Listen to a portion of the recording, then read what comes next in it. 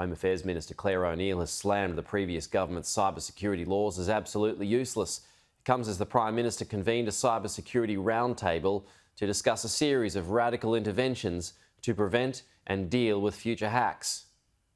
The Optus and Medibank cyber attacks were a major wake-up call for the government, exposing Australia's cybersecurity safeguards as outdated and substandard. The last Prime Minister was the one who got rid of the cybersecurity minister and let the country go on continental drift with regard to cyber for too long. We're 5 years behind where we need to be. Anthony Albanese today convening a special roundtable to nut out ways to bolster the nation's defences. Clearly, as it stands, government policies and regulations, business sector systems and measures are simply not at the level that we need them to be. The first change will be to appoint a senior official within the Department of Home Affairs to lead the charge on cybersecurity. The government is also considering making it illegal for companies to pay a ransom to end a cyber attack. Another question is whether to expand the protection of what's deemed to be critical infrastructure.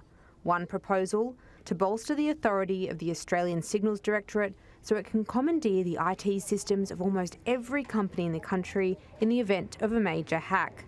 At the moment, it can only step in if critical infrastructure is under threat, like if the power grid were to go down. But it's possible other companies which store customer data could be brought under the ASD's umbrella. In those limited circumstances, it will sometimes be necessary for government to come in and assist an Australian company or organisation to help manage a cybersecurity incident. Shadow Cybersecurity Minister James Patterson says that could be a step too far. This would be an extraordinary obligation it would be placing on our ASD to protect every business in Australia from cyber attacks. I think we need to make sure ASD is focused on the highest risk events, and if the government believes it needs resources to do every single business in Australia, well then it needs to explain that. Cybersecurity Minister Clare O'Neil says the legal framework enabling the government to act during major cyber threats is broken. Those laws were completely useless to me and the government when it came to managing Optus and Medibank, and we do need to have a think about how we can make them more useful. Earlier this month, I revealed that the Prime Minister had enlisted former Department Secretary Mike Murdoch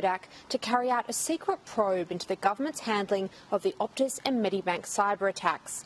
That review was handed to the government in November. We do know that that review cost $17,100 thanks to Senate estimates. What we don't know is if and when those recommendations will be implemented. Olivia Casely, Sky News, Canberra.